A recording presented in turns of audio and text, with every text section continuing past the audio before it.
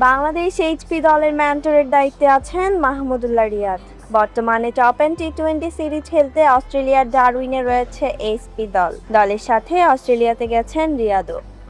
HP দলে সুযোগ পেয়েছেন সাব্বির রহমানও। অভিজ্ঞ এই ক্রিকেটার সর্বশেষ মালয়েশিয়ার বিপক্ষে টি-20 সিরিজেও সুযোগ পেয়েছিলেন। নিজেকে সেভাবে মেলে ধরতে পারেননি যদিও, এবার বড় মঞ্চে সুযোগ পেলেন সাব্বির।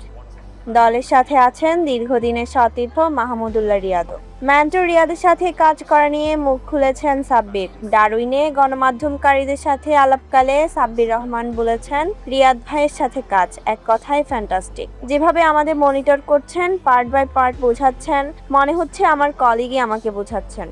অনেকদিন খেলেছি ওনার সাথে, 7 থেকে 8 বছর খেলেছি। খুব ফ্রিলি কথা বলতে পারি। Fantastic work. টপ এন্ড সিরিজে দলের সহকারী কোচের দায়িত্বে আছেন ইমরুল কায়েসও। দেশি কোচদের বেশি বেশি কাজের সুযোগ দেওয়ার ব্যাপারে দারুণ ইতিবাচক বিসিবি। এই ব্যাপারটিকে সাধুবাদ জানালেন সাব্বির। তার মতে অবশ্যই এটা বড় অর্জন হবে। দেশি কোচ প্লেয়ারদের চিনেন, যারা আসছেন সবাই 10, 12, 15 বছর জাতীয় দলে খেলেছেন। এটা খুব ভালো উদ্যোগ। বিসিবি সভাপতি তামিম ইকবাল, ভাই খুব ভালো এটা নিতে, প্লেয়ারদের জন্য ভালো ব্যাপার। আগামী 22 আগস্ট নেপাল ম্যাচ দিয়ে শুরু হচ্ছে Bangladesh HP top end series যাত্রা।